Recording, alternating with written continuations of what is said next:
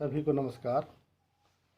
इस वीडियो के माध्यम से मैं प्राणायाम की अवधारणा और उसकी परिभाषा के ऊपर चर्चा करूंगा। प्राणायाम योग का एक बहुत ही महत्वपूर्ण साधन है जो हमारे शरीर और मन के बीच में सेतु का कार्य करता है। प्राणायाम क्या है? इसको योग के विद्यार्थी तो लगभग सभी जानते होंगे, लेकिन जो इससे परिचित नहीं हैं उनके लिए, या जो विद्यार्थी थोड़ा नहीं समझ पा रहे हैं वास्तव में प्राणायाम क्या है, उसके लिए मैं आपको बताऊं कि प्राणायाम शब्द दो शब्दों से मिलकर बना है, प्राण प्लस आयाम। जब तक हम इन दोनों शब्दों को ठीक से नहीं जानेंगे ये वास्तव में क्या हैं, तब तक हम प्राणायाम के अर्थ को भी ठीक से नहीं जान पाते और न ही उसका ठीक से हम लाभ ले पाते हैं। इनमें जो पहला शब्द है प्राण, कई लोग केवल वायु को प्राण के नाम से पुकारते हैं। कई लोग जो वायु हम ग्रहण करते हैं उसमें जो ऑक्सीजन होती है उसी को प्राण समझने लगते हैं। लेकिन ये प्राण है, ये एक बहुत ही सूक्ष्म एनर्जी है, शक्ति है, जो पूरे ब्रह्मांड को संचालित किए हुए है। इस सृष्टि के, इस ब्रह्मांड के कण कण में प्राण विद्यमान है। इस ब्रह्मांड का एक छोटे से छोटा, सूक्ष्म से सूक्ष्म परमाणु भी प्राण के कारण ही स्पंदित हो रहा है, कंपित हो रहा है। क्यों? क्योंकि जहां एनर्जी है, जहां ऊर्जा है, जहां प्राण है, वहीं गति या क्रिया संभव है। इस प्राण की संसार में अलग अलग अवस्थाएं हो सकती हैं। आप कहते हैं कि जिन्हें हम प्राणी कहते हैं, सचेतन प्राणी कहते हैं, वो तो चलते फिरते दिखाई देते हैं। लेकिन क्या जो जड़ पदार्थ हम जिनको कहते हैं, क्या उनमें भी प्राण है? विचारणीय विषय है। आजकल तो वैज्ञानिक भी वनस्पति जगत में प्राण को स्वीकार करते हैं। हमारे यहाँ वेदों में तो बहुत पहले से ही वृक्षों को योनि के रूप में, एक सचेतन प्राणियों के जैसे शरीर होते हैं वैसे ही एक आत्माओं के शरीर के रूप में स्वीकार किया जाता है। इसलिए इस चराचर जगत में जिसको हम जड़ कह रहे हैं वहां भी प्राण है। क्यों? क्योंकि वहां जो अक्षरण की क्रिया हो रही है वो भी प्राण के कारण ही हो रही है। मकान बनता है, धीरे धीरे जीर्ण होने लगता है। वस्त्र बनता है, जिस दिन फैक्ट्री में बनकर तैयार होता है उसी दिन से जीर्ण होना शुरू हो जाता है। ये जो उसमें अक्षरण की क्रिया हो रही है, उसके जीर्ण होने की जो क्रिया गतिशील चल रही है उसमें, वो प्राण के सहारे ही हो रही है। यदि वहाँ प्राण न हो तो उसमें ये अक्षरण की गति संभव नहीं है। अब आप कहेंगे कि फिर ये प्राण अलग अलग क्यों है? तो हमारे यहाँ एक उक्ति है, यत पिंडे तत् ब्रह्मांडे और यत ब्रह्मांडे तत् पिंडे। इस शरीर में जो है वो सारे ब्रह्मांड में है, और जो सारे ब्रह्मांड में है वो इस शरीर में है। इस शरीर के आधार पर ही आप प्राण की स्थिति को समझ सकते हैं। इस शरीर की सामान्यतया तीन स्थितियां होती हैं। चौथी स्थिति तो जो तुरीयावस्था योगियों की होती है, लेकिन तीन सामान्य अवस्थाएं हैं, जागृत, स्वप्न और सुषुप्ति। जागृत में हमारा जो स्थूल शरीर है वो क्रियाशील होता है, व्यापाररत होता है। तो हम कहते हैं ये सचेतन प्राणी है। जिनके जो स्थूल शरीर है वो गतिशील हमें होते हुए दिखाई देते हैं, क्रियाशील होते हुए दिखाई देते हैं, उसको हम सचेतन प्राणी कहते हैं। लेकिन इस शरीर की दूसरी स्थिति है स्वप्न अवस्था। जब ये हमें गतिशील दिखाई नहीं देता, व्यक्ति सोने के लिए चला जाता है लेकिन गहरी नींद नहीं आती है, स्वप्न चलते रहते हैं, तो स्वप्न में सब कुछ अनुभूत करता रहता है, लेकिन उसका स्थूल शरीर निष्क्रिय होता है। उस समय वो सूक्ष्म शरीर में होता है। सब कुछ सूक्ष्म, जो प्राण है वो सूक्ष्म गति शरीर में क्रियाशील बना रहता है। लेकिन जब व्यक्ति गाढ़ निद्रा में चला जाता है तो तब वो कारण शरीर में होता है, और वहाँ प्राण तो चलता रहता है लेकिन उसकी अनुभूति नहीं होती, अभाव रहता है। उसका न सूक्ष्म शरीर क्रियाशील होता है, न उसका स्थूल शरीर क्रियाशील होता है, उसको हम निद्रा की अवस्था कह देते हैं। तो वही सुषुप्ति की अवस्था कह देते हैं। वही अवस्थाएं प्राण की इस जगत में आप देख सकते हैं, उस रूप में उसको समझ सकते हैं। जितने भी जगत में सचेतन प्राणी हैं, वो प्राण की जागृत अवस्था है। सारे प्राणियों में प्राण गति करता हुआ दिखाई दे रहा है, चाहे वो मनुष्य हैं, पशु पक्षी हैं, कीट पतंगे हैं, सरीसृप हैं, ए टू जेड जितने भी प्राणी जो गतिशील हैं, उन सब में प्राण की जो अवस्था है वो जागृत अवस्था है।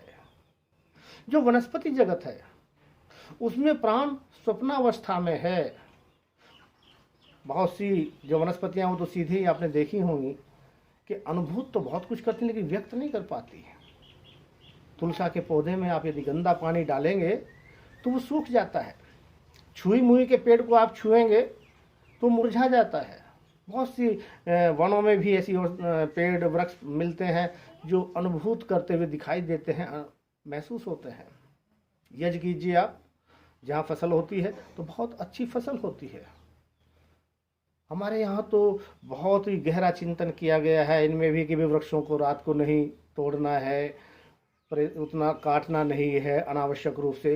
ये सारा क्यों? क्योंकि वो भी अनुभूत करते हैं, उनको भी कष्ट होता है, लेकिन वहाँ पर प्राण सूक्ष्म अवस्था में है, वो स्वप्न अवस्था में है। हमें उसकी जो गतिशीलता है वहाँ पर हमारी इंद्रियों की पकड़ में नहीं आ पाती। जो जड़ जगत है, नदी है, पहाड़ हैं, पृथ्वी है, मकान है और जितनी अन्य जिनको हम जड़ चीज़ें कहते हैं, प्राण वहाँ भी है, लेकिन वहाँ वो गाढ़ निद्रा की अवस्था में, सुसुप्ति की अवस्था में है। वहाँ वो अनुभव भी नहीं कर पा रहा है, लेकिन उसमें गति निरंतर हो रही है। जैसे निद्रा में भी हमारी जो श्वास है वो चलता रहता है, कुछ ना कुछ हमें अनुभूति भी होती रहती है। तो इसीलिए वहाँ जड़ जगत में भी हम कह सकते हैं कि प्राण यहाँ पर भी विद्यमान है। प्राण के बिना तो इस चिंतन करके देखिए आप, इस सृष्टि की रचना भी संभव नहीं है। उपनिषदें कहती हैं कि प्रजापिता ब्रह्मा ने जब इस सृष्टि की रचना आरंभ की तो सबसे पहले रई और प्राण, इन दो तत्वों को उन्होंने पैदा किया। रई क्या है? रॉ मटेरियल, जिससे ये पूरा ब्रह्मांड बना, पूरा जगत बना। और प्राण क्या है? जिसके कारण वो रई क्रियाशील, वो रॉ मटेरियल, वो प्रकृति क्रियाशील हुई, गतिशील हुई और आगे दूसरे पदार्थों का निर्माण हो पाया।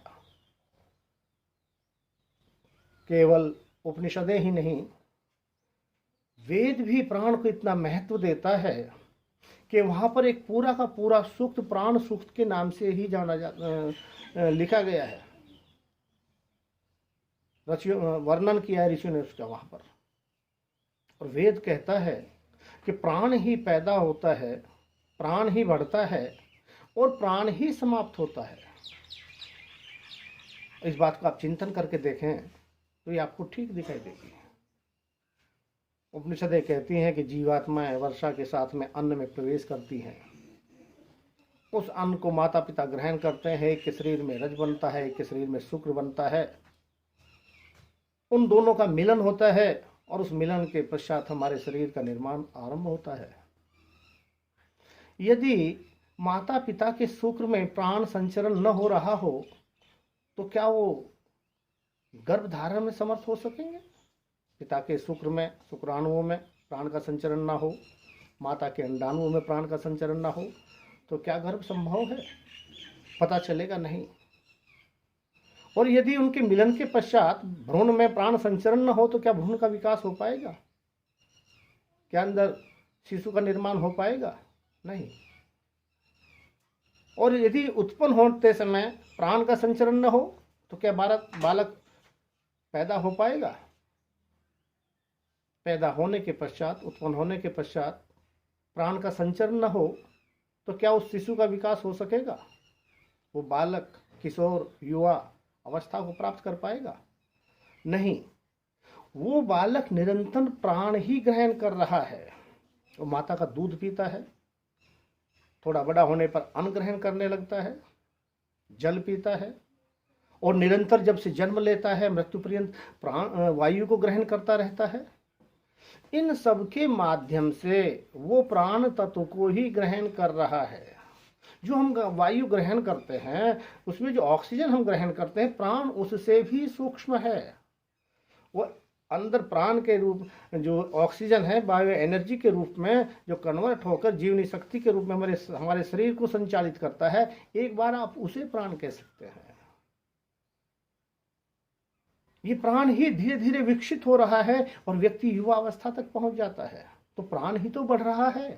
प्राण ही पैदा हुआ था और प्राण ही अब धीरे धीरे बढ़ रहा है, और एक निश्चित सीमा के पश्चात धीरे धीरे इस शरीर में प्राण क्षीण होने लगता है, कमजोर होने लगता है, और एक दिन वो शरीर से निष्कासित हो जाता है। तो हम कहते हैं इसके प्राण निकल गए हैं। तो प्राण ही तो समाप्त हुआ वास्तव में। स्थूल शरीर तो ज्यों का त्यों है, लेकिन उसमें प्राण का संचरण नहीं हो पा रहा है, इसलिए वो गतिशील या क्रियाशील नहीं हो पा रहा है। तो इस प्रकार देखें, प्राण ही समाप्त हुआ तो पता चला कि प्राण एक ऐसी सूक्ष्म एनर्जी है जिसने सारे ब्रह्मांड को संचालित किया हुआ है और हमारे शरीर को भी जो संचालित कर रही है। इस प्रकार दो प्रकार के प्राण हो गए मुख्य रूप से, एक ब्रह्मांडीय प्राण और एक व्यष्टि प्राण।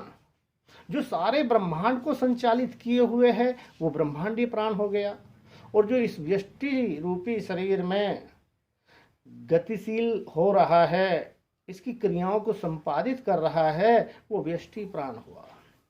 ये प्राण है तो एक ही, लेकिन हमारे आयुर्वेद के ऋषियों ने, योग के ऋषियों ने इसको 10 भागों में बांटा।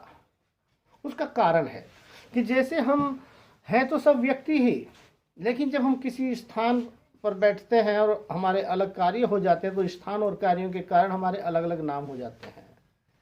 जैसे कोई अध्यापक है, कोई विद्यार्थी है, कोई बाबू है, कोई अधिकारी है, कोई वैद्य है, कोई वकील है।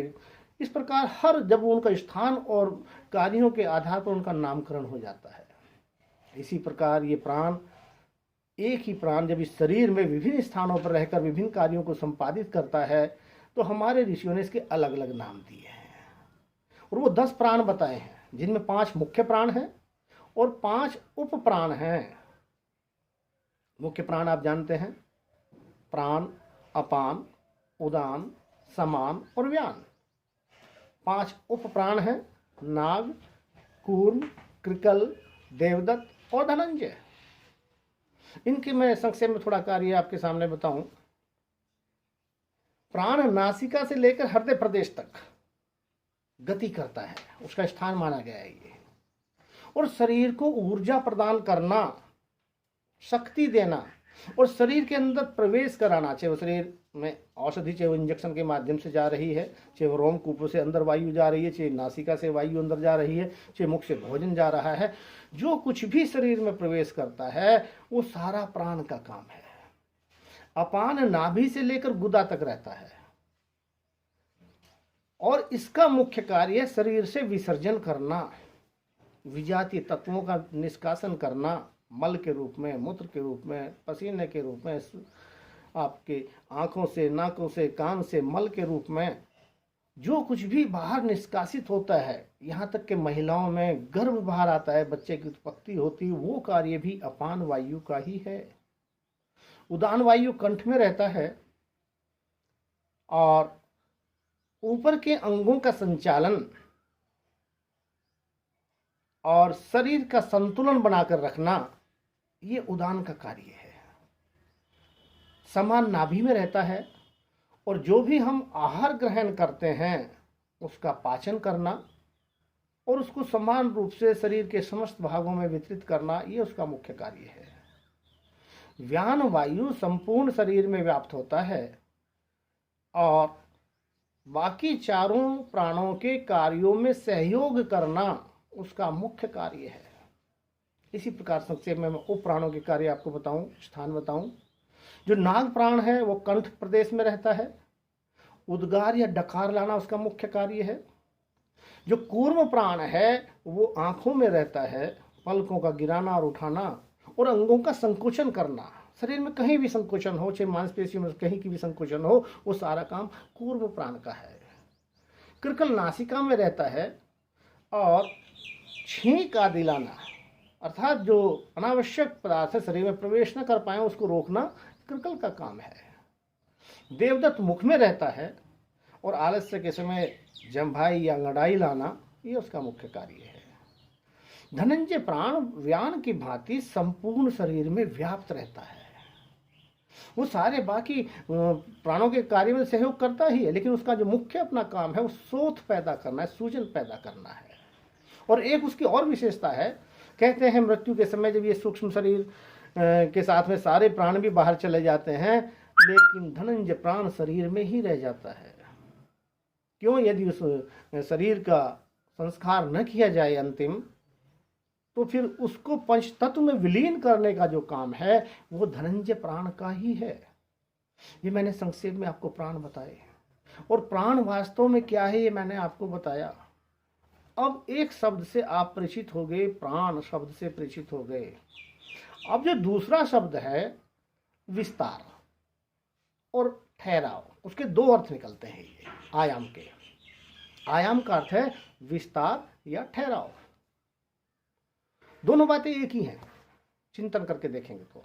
जब आप ठहराव करेंगे प्राण का, रोकेंगे प्राण को, कुंभक करेंगे हठयोगियों की भाषा में, तभी उसका विस्तार होगा।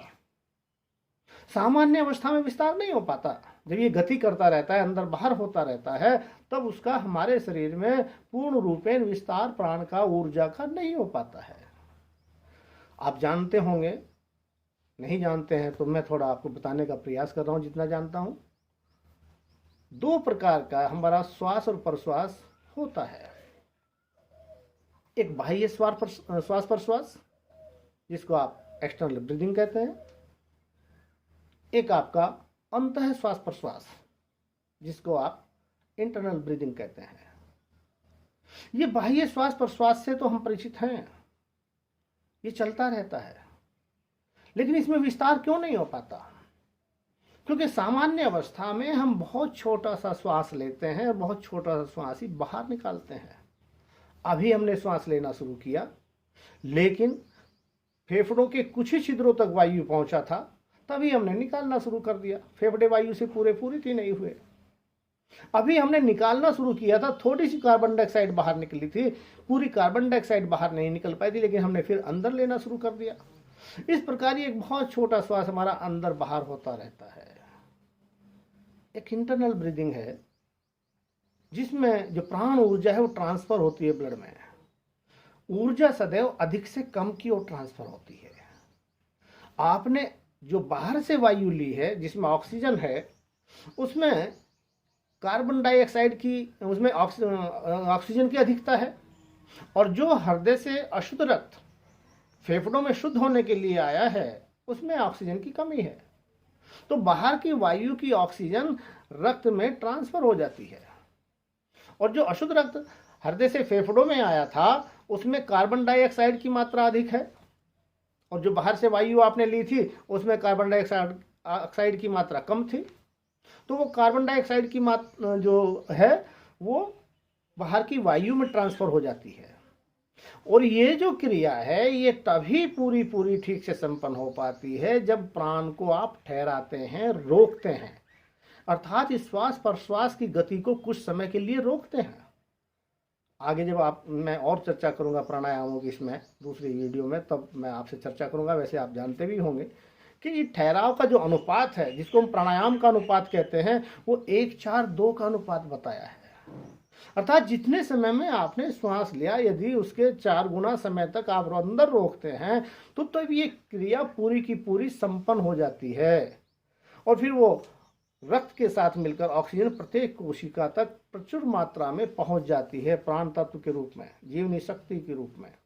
तो यह है प्राण का विस्तार। ये कब हुआ? जब आपने ठहराया। ठहराव के अभाव में बहुत छोटा सा श्वास चलता रहता है। पूरा श्वास लेंगे, अंदर रोकेंगे, तब उसको 2 गुने समय में बाहर निकालेंगे, तब ये पूरी क्रिया ठीक से, जो ऑक्सीजन का ट्रांसफर होना, कार्बन डाइऑक्साइड का बाहर निकलना, ये ठीक से संपन्न हो पाती है। तभी इस शरीर में प्राण का विस्तार होता है, जो प्राणायाम शब्द का अर्थ है, प्राण का विस्तार। पतंजलि भी यही परिभाषा देते हैं प्राणायाम की। वो कहते हैं तस्मिन् सति श्वास प्रश्वास योर गति विच्छेद प्राणायाम। प्राणायाम से पहले वहाँ आसन का प्रकरण चल रहा है।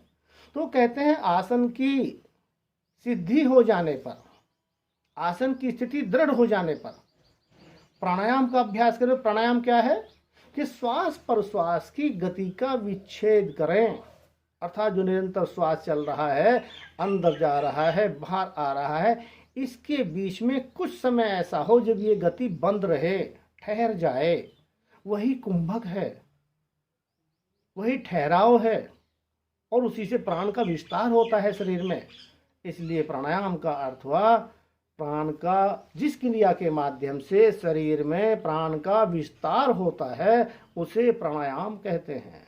परिभाषा भी मैंने आपको पतंजलि की बताई, और सामान्य शब्दों में कहें तो यही कह सकते हैं कि प्राण की वो क्रिया जिससे शरीर में प्राण का विस्तार होता है वो क्रिया प्राणायाम कहलाती है। इन्हीं शब्दों के साथ में अपनी वाणी को विराम देता हूँ। ओम शांति।